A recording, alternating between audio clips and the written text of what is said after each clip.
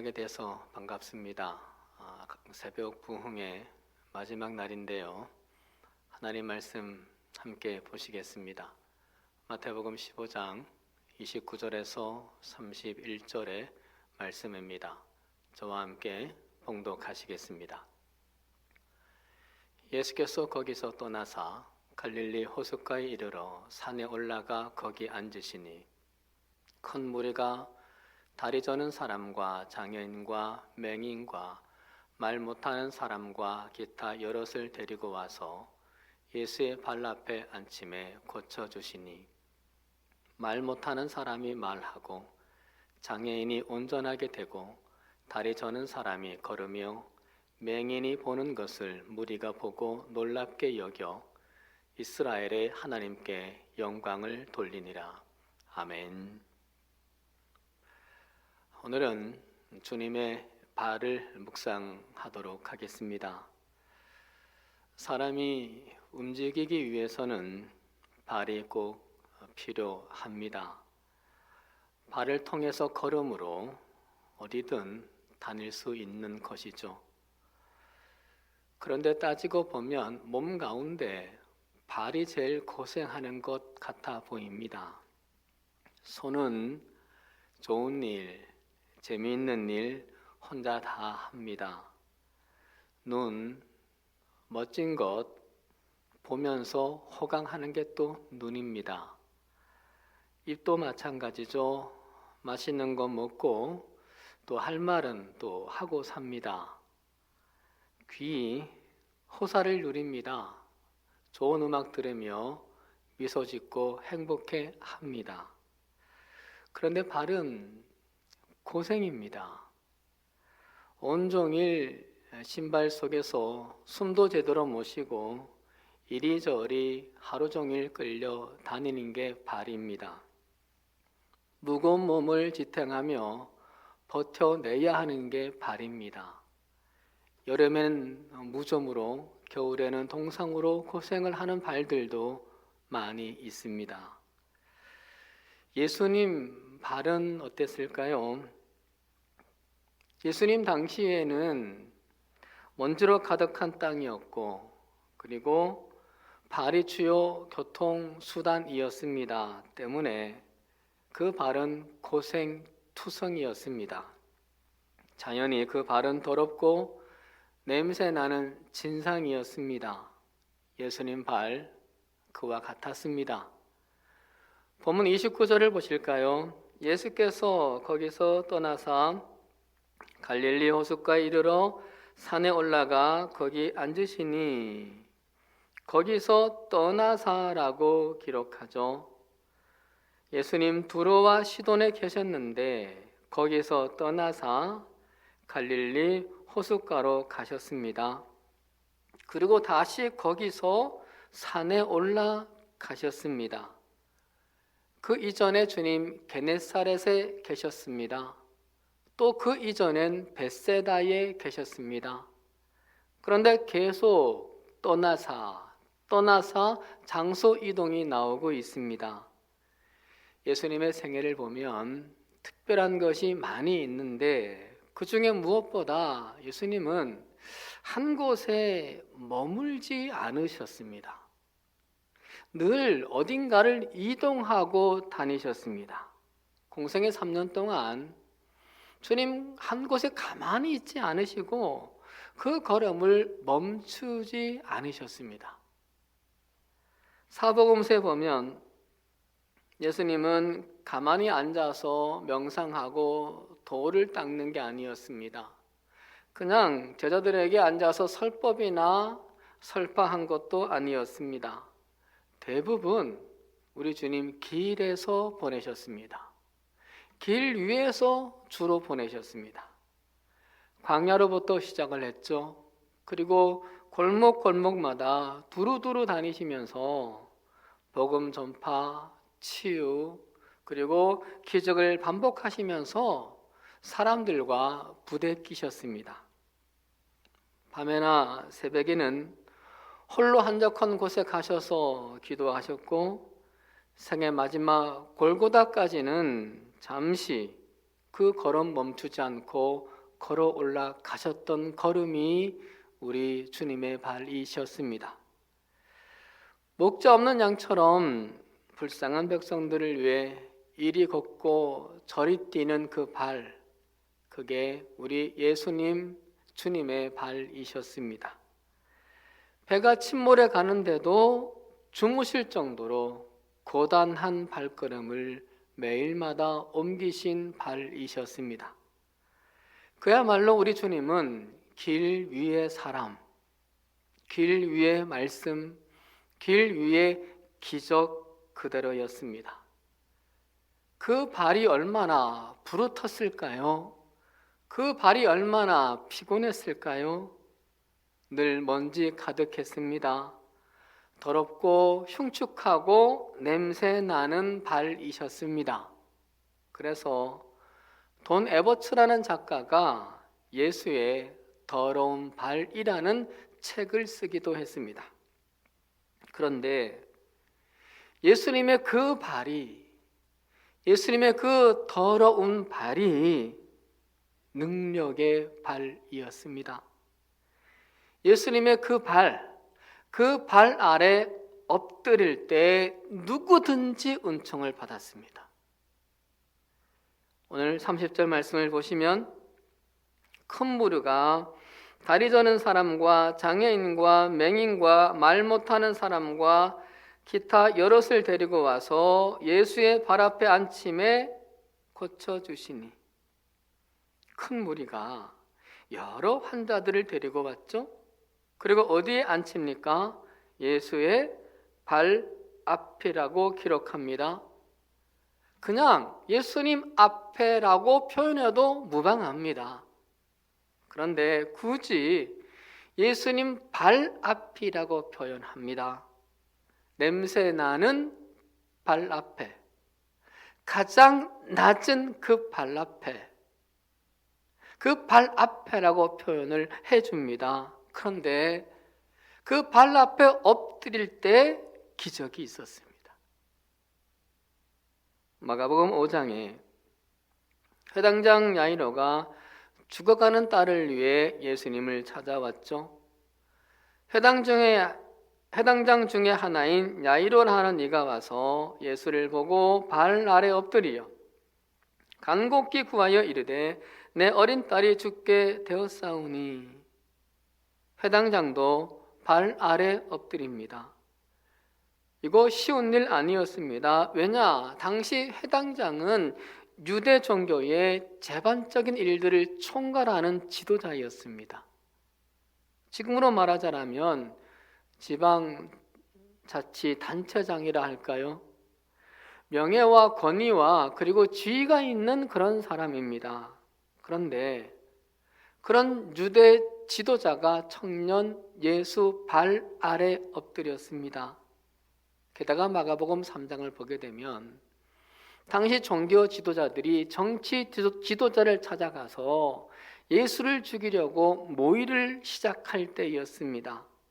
그런데도 유대 지도자인 이 야이로가 예수님 발 아래 엎드렸다는 겁니다. 거기에 기적이 있었습니다.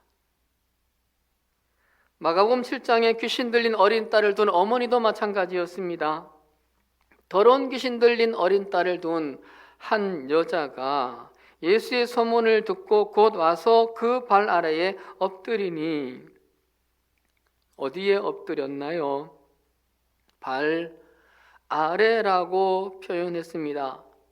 이 여인 헬라인이었습니다. 이방인이었습니다. 그런데도 발 아래, 예수님 그 발 아래 엎드렸습니다. 거기에 기적이 있었습니다.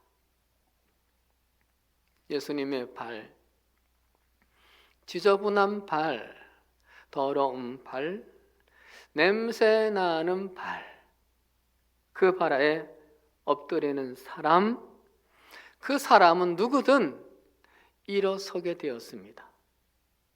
그 발 아래 엎드리는 사람은 어떤 상황이든 회복되게 되어 있습니다. 사랑하는 여러분, 엎드립시다. 어디에?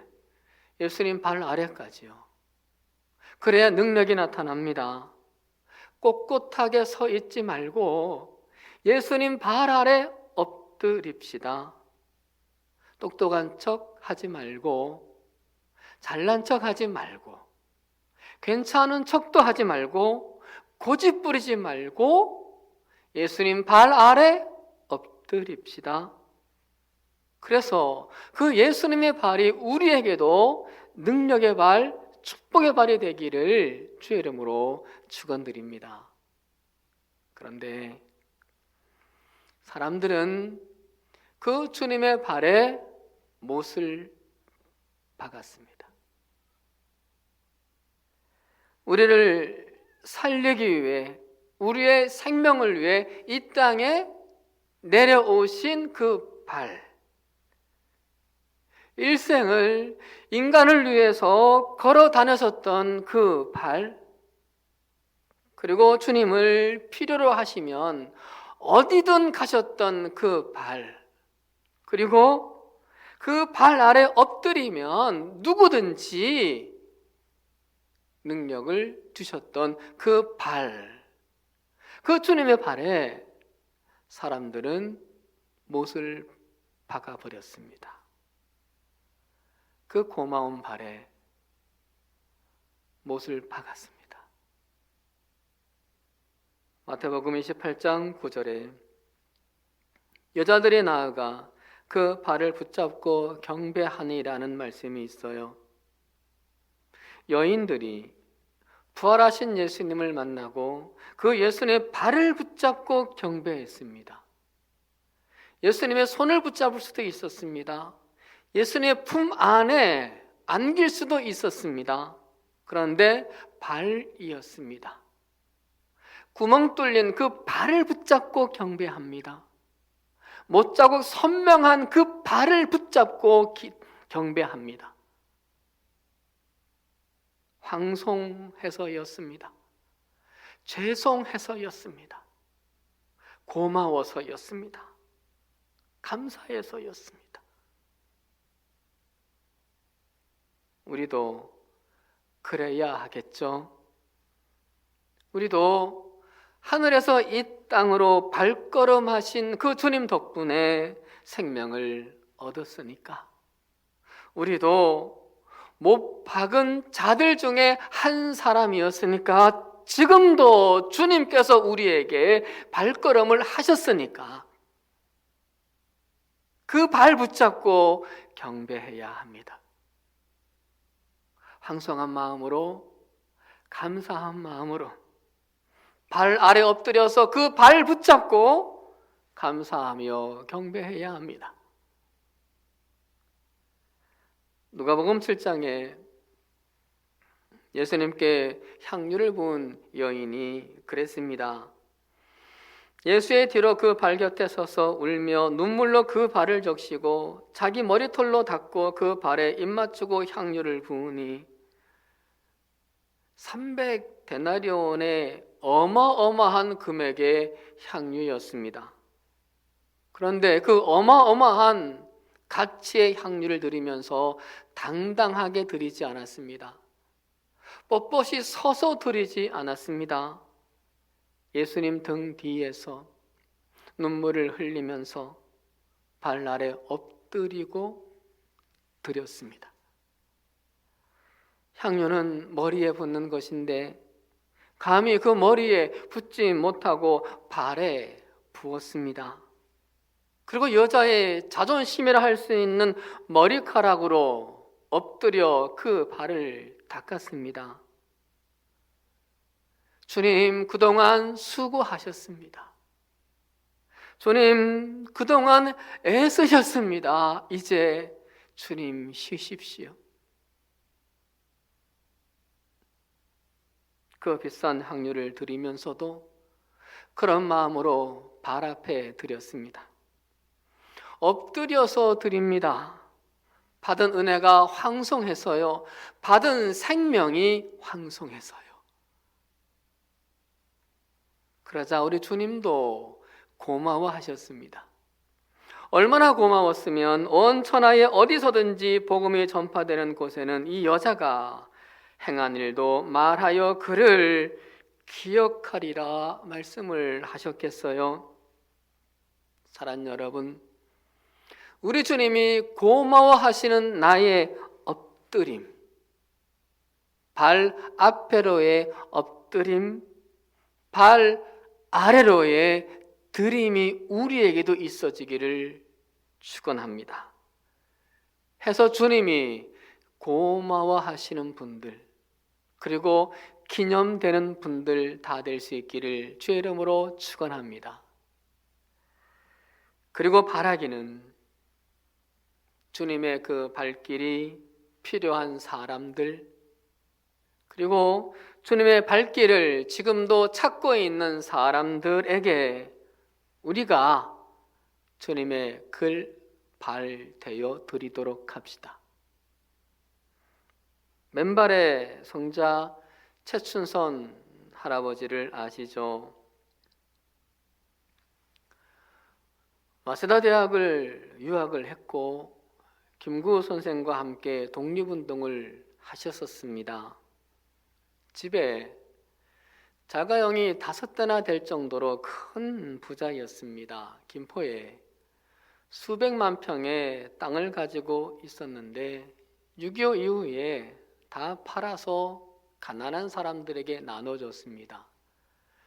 그걸 받아서 동네를 이룬 동네가 5개나 됐다고 했습니다. 그런데 이 분이 무려 30년 동안을 맨발로 다녔습니다. 복음을 전하러 이 맨발로 다니셨습니다. 주님의 은혜가 너무 고마워서 그리 하신다는 거였습니다. 우리 주님 마지막 골고다 길 맨발로 가셨는데 마음 아파서였습니다. 큰아들이신 최바울 목사님이 이런 말씀을 하셨어요. 아버님이 전도를 하시고 집에 돌아와서 식사를 하시던 중에 숟가락 좀 가벼운 것 없냐라고 물으셨답니다. 얼마나 힘이 드셨으면 숟가락이 무겁다고 하실까 마음 아팠는데 그 다음날 아버님이 또 전도를 나가시는데 막지를 못했답니다. 그러다가 2001년 여름에 수원행 열차에서 전도를 하시다가 그 좌석에 앉은 채로 돌아가셨습니다. 80세였습니다. 아들 목사님이 이런 고백을 하십니다. 아버지, 죄송해요. 얼굴은 아버지 그대로 닮았는데 발은 아버지 닮기 힘들 것 같아요. 사랑하는 여러분, 우리도 이런 기도를 들어야 하지 않을까 싶습니다. 하나님, 죄송해요. 하나님을 아버지라 부르면서 아버지 닮은 주님을 우리가 닮질 못하네요. 주님 손길 닮지 못하고 주님 발길 닮지 못하고 주님 눈길 닮지 못하네요. 주님의 입, 주님의 그 귀를 닮지도 못하네요.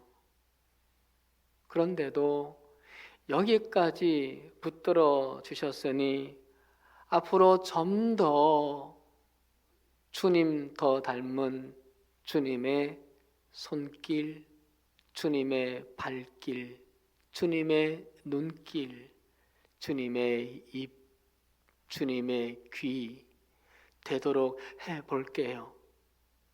주님 도와주세요. 그리고 얼마든 써주세요. 사랑하는 여러분, 이런 기도 우리가 한 번쯤 진심으로 드릴 수 있기를 간절히 바랍니다. 말씀 마칠게요.